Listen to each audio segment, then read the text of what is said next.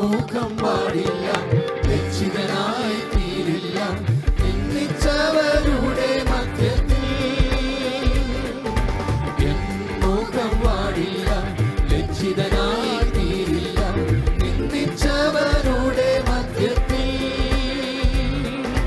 വരും കാലമൊക്കെയും എൻ തല ഉയർത്തി നടത്തിയിടും അന്ത്യം വരെ. വരും കാലമൊക്കെയും എൻ തല ഉയർത്തി നടത്തിയിടും അന്ത്യം വരെ. എന്നെ നന്നായി അറിയും, എന്നെ നന്നായി പുലർത്തും എന്റെ പ്രാണനായകൻ യേശു.